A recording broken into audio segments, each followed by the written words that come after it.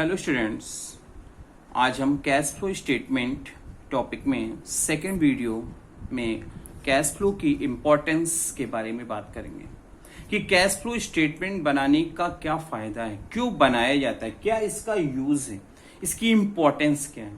तो बात करेंगे सबसे पहले useful in preparing the cash budget. Budget एक बहुत ही इंपॉर्टेंट सेगमेंट हर जगह का होता है, चाहे फैमिली की बात की जाए, चाहे बिजनेस की बात की जाए, हर जगह पे हम इस बात को एनालाइज करते हैं कि हमारी इनकम और एक्सपेंडिचर को किस तरह से बेस्ट पॉसिबल मैनर में मैनेज किया जाए कि उससे आप बेस्ट रिजल्ट अचीव कर सकें। हम घर का बजट बनाते हैं कि कितना दूध पे खर्च होगा, कितना सब्जी पे खर्च होगा, कितना खाने पे खर्च होगा, ये तमाम चीजें, हर चीज का बजट। क्योंकि बजट अगर सिस्टमैटिक मैनर में अरेंज नहीं किया गया तो उससे रिजल्ट्स अच्छे नहीं आते। वैसे ही एक बिजनेस की कंडीशन में भी बजट, कैश बजट को मेंटेन करना पड़ता है, क्योंकि ये बताता है कि जो आपके पास अवेलेबल कैश है उसको बेस्ट पॉसिबल मैनर में कैसे यूटिलाइज किया जाए। और इस कैश बजट को बनाने के लिए हम लोग कैश फ्लो स्टेटमेंट को पढ़ते हैं, क्योंकि जब तक आपको पता नहीं होगा कि आपके पास क्या है, क्या अवेलेबिलिटी है, कितना कैश और बैंक और कैश इक्विवेलेंट फॉर्म में अवेलेबल है, तब तक आप कैश बजट मेंटेन नहीं करते। इसलिए कैश फ्लो स्टेटमेंट पढ़ने का फायदा ये होता है कि आप कैश बजट सिस्टमैटिक मैनर में अरेंज कर पाते हैं और उसका आपको फ्यूचर में अच्छे से अच्छा रिजल्ट मिल पाता है। सेकेंड पॉइंट बात करेंगे useful in short term financial planning. जो कैश फ्लो स्टेटमेंट बनाया जाता है वो आपकी प्रेजेंट के साथ साथ फ्यूचर की प्लानिंग, क्योंकि बिजनेस हमेशा एक इस कॉन्सेप्ट पे चलता है कि आपका बिजनेस कभी भी बंद होने वाला नहीं। मतलब उसका कॉन्सेप्ट ये है गोइंग कंसर्न कॉन्सेप्ट। हर बिजनेसमैन ये सोच के बिजनेस करता है कि उसका बिजनेस नियर फ्यूचर में बंद होने वाला नहीं है। तो जब नियर फ्यूचर में बंद होने वाला नहीं है तो उसकी फ्यूचर की हम लोग क्या करते हैं, प्लानिंग करते हैं। और इस प्लानिंग का मतलब यही है क्या करना है, कैसे करना है, कब करना है, किस तरह करना है और उससे बेस्ट रिजल्ट्स कैसे अचीव करने हैं। और इसके लिए जरूरी है कि आपको पता हो कि आपके पास कैश और कैश इक्विवेलेंट फॉर्म में किस तरह से अवेलेबिलिटी है, किस तरह की फंडिंग है, किस तरह के आपके पास रिसोर्स अवेलेबल हैं, ताकि आप फाइनेंस को लेकर अपनी फ्यूचर की प्रोजेक्ट की फ्यूचर के बारे में स्ट्रेटजी मेकिंग कर सकें और उसके अकॉर्डिंग ही उस पर इंप्लीमेंटेशन वर्क कर सकें। मैंने दो इंपॉर्टेंस की बात की, कैश बजट बनाना यूजफुल हो जाता है और साथ साथ दूसरा बात की मैंने शॉर्ट टर्म फाइनेंशियल प्लानिंग हमारे लिए आसान हो जाती है। थर्ड पे बात करते हैं to get the trend of receipts and payments. Cash flow statement हमको बताता है कि हमारी रिसीविंग और पेमेंट का ट्रेंड कैसा है, क्योंकि रिसीविंग्स का बढ़ना अच्छा होता है। रिसीविंग पेमेंट्स के कंपैरिजन में किस ट्रेंड में जा रही है।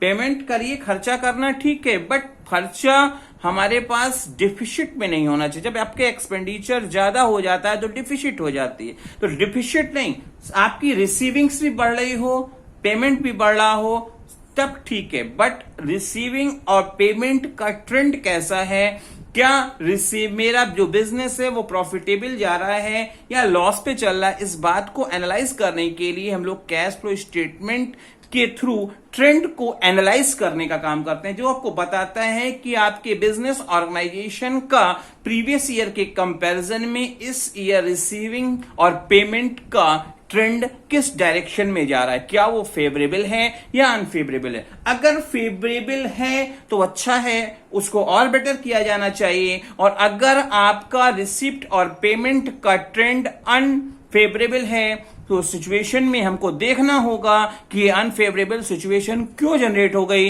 क्या गलतियां हो रही हैं और उसको जल्द से जल्द कैसे रिमूव किया जाए। क्योंकि बिजनेस हमेशा पॉजिटिव अप्रोच और प्रॉफिट गेन करने के मोटिव के साथ किया जाता है। तो इसलिए कैश फ्लो स्टेटमेंट आपको क्या बता रहा है कि आप ट्रेंड को एनालाइज करिए। आपको जब ट्रेंड पता चल जाएगा तो आप अपने बिजनेस को सेटिस्फैक्टरी मोड पे वर्कआउट कर पाएंगे। फोर्थ पॉइंट पे बात करेंगे comparison with cash budget.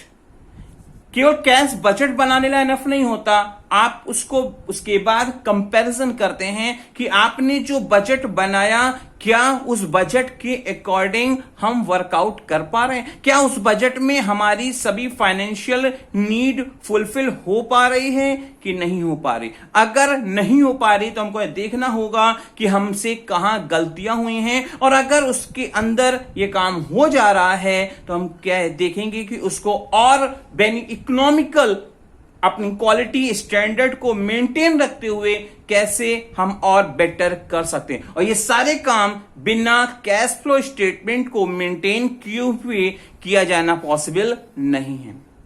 Fifth point पे बात करेंगे, helpful in making dividend decision making.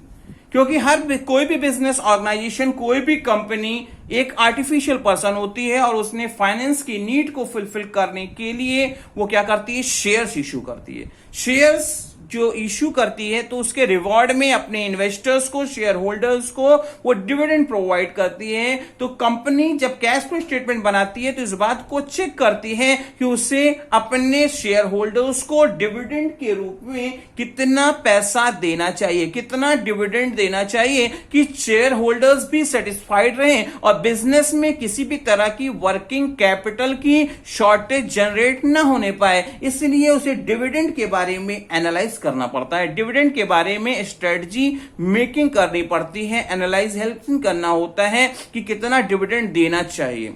कोई अनट्रेडिशनल भी ना हो, ऐसा ना हो कि उससे कंपनी की गुडविल पे असर पड़े। तो इन तमाम चीजों को देखते हुए उसे क्या करना होता है, डिविडेंड के बारे में डिसीजन में। और ये कैश फ्लो स्टेटमेंट बिना बनाए आप ये काम उतने अच्छे से नहीं कर सकते। 6 पॉइंट पे बात करेंगे, helpful for making managerial decision. Cash flow statement आपका मैनेजरियल डिसीजन, क्योंकि केवल और केवल प्रॉफिट लॉस या फाइनेंशियल पोजीशन पता कर लेना इनफ नहीं होता, इसके साथ साथ कंपनी को अपने मैनेजरियल डिसीजंस भी लेने पड़ते हैं। और मैनेजरियल डिसीजंस क्या करना है, कब करना है, किसके करना है, कौन करेगा, क्या नया प्रोजेक्ट लाया जाए या पुराने प्रोडक्ट को डेवलप किया जाए, इस बहुत सारी चीजों के बारे में मैनेजरियल स्टेप्स लेने पड़ते हैं। और इस मैनेजरियल स्टेप्स को लेने में कैश फ्लो स्टेटमेंट आपको काफी हेल्पफुल रोल प्ले करता है, क्योंकि इसके बेसिस पर आपको पता चल जाता है कि आपके पास कितना कैश और कैश इक्विवेलेंट है जो प्रीवियस ईयर के कंपैरिजन में बढ़ा है या घटा है, बढ़ा है तो कितना बढ़ा है, और किस तरह से आप आगे भी अगर ऐसे बढ़ता रहा तो हम कौन से स्टेप्स ले सकते हैं। इन सब चीजों के लिए आपको कैश फ्लो स्टेटमेंट बहुत हेल्पफुल रोल प्ले करता है। 7th point, it explains the deviation of earning. Cash flow statement आपको बताता है कि प्रीवियस ईयर के कंपैरिजन में इनकम में क्या वेरिएंस आ रहा है, क्या चेंजेस आ रहा है और उसका कारण क्या था। क्योंकि जब तक आप कैश फ्लो स्टेटमेंट नहीं बनाओगे तब तक आपको पता नहीं चलेगा कि कितना वेरिएंस आपका आया और किस डायरेक्शन में गया। केवल कैश बैलेंस या बैंक बैलेंस पता कर लेने से जो बैलेंस शीट में रिकॉर्ड होता है उससे काफी पता नहीं चलेगा। इसके लिए आपको जरूरी है कि पूरा कैश फ्लो स्टेटमेंट को एनालाइज किया जाए, उसके एक्सप्लेनेशंस देखे जाएं, तब आपको पता चलेगा कि आपकी जो डेविएशन ऑफ अर्निंग आ रही है वो किस तरह, उसके क्या इंपैक्ट्स हैं, और इन सब चीजों के लिए कैश फ्लो स्टेटमेंट बहुत हेल्पफुल हो। एक पॉइंट पे हम बात करेंगे, useful to all stakeholders. एक बिजनेस केवल एक बिजनेसमैन का नहीं होता, उसके अलावा उसमें बहुत सारे लोगों का स्टेक इन्वॉल्व होता है, just like bank, government, employ, public, investors and lots of person. सबका स्टेक आपके बिजनेस में इन्वॉल्व होता है, और ये स्टेक जो होल्डर्स हैं उनको बहुत सारी इंफॉर्मेशन कैश फ्लो स्टेटमेंट को एनालाइज करने, कैश फ्लो स्टेटमेंट को देखने से पता चलती है। तो कैश फ्लो स्टेटमेंट केवल बिजनेसमैन के लिए नहीं, हर स्टेक होल्डर्स के लिए एक यूजफुल रोल प्ले करता है। मैंने आपको अभी importance of cash flow statement के बारे में बताया।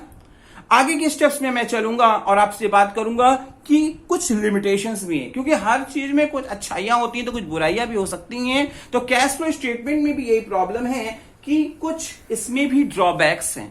सबसे पहले हम बात करेंगे क्या ड्रॉबैक्स हैं। तो इसमें दिया हुआ है first, window dressing. Window dressing हालांकि कैश फ्लो स्टेटमेंट का ही केवल ड्रॉबैक नहीं है, लिमिटेशन नहीं है, ये पूरे अकाउंटिंग की ड्रॉबैक है, क्योंकि अकाउंटिंग स्टेटमेंट में जो डेटा रिकॉर्ड किया जाता है उसी के बेसिस पर एनालाइजेशन करने का काम किया जाता है, स्टडी करने का काम किया जाता है। अगर कैश फ्लो स्टेटमेंट के बारे में अगर हम बात करें इस लिमिटेशन की, तो अगर कैश फ्लो स्टेटमेंट में इनकम को कम या ज्यादा करके दिखा दिया जाए, एक्सपेंडिचर को कम या ज्यादा, जो ओरिजिनल ना हो, जो रियलिटी में ना हो, तो उस कंडीशन में कैश फ्लो स्टेटमेंट अपने जेन्युइन रिजल्ट्स जो उससे प्रोवाइड करने चाहिए वो प्रोवाइड नहीं कर पाएगा, जो आपके कैश फ्लो स्टेटमेंट का ही नहीं पूरी अकाउंटिंग का ड्रॉबैक है। सेकंड बात करेंगे, non cash transactions ignores. Cash flow statement में केवल और केवल उन्हीं ट्रांजैक्शंस को रिकॉर्ड किया जाता है जो आपके कैश फॉर्म में या बैंक के फॉर्म में अवेलेबल होते हैं। जो ट्रांजैक्शन नॉन कैश ट्रांजैक्शंस हैं उनको इस कैश फ्लो स्टेटमेंट में रिकॉर्ड नहीं किया जाता। फॉर एग्जाम्पल डेप्रिसिएशन, प्रोविजंस, ये क्या है? वास्तव में बिजनेस के एक तरह के खर्चे नुकसान हैं, बट इनको कैश फ्लो स्टेटमेंट में रिकॉर्ड नहीं किया जाता। और आज की कंडीशन में जब आप सारी चीजें कैश और क्रेडिट दोनों पे चलते हैं तो उस कंडीशन में cash flow statement 100% accurate results देने में फेलियर हो जाता है, क्योंकि ये non cash transactions, non cash records को इग्नोर करके चलता है। थर्ड पे बात करेंगे, no substitute of income statement.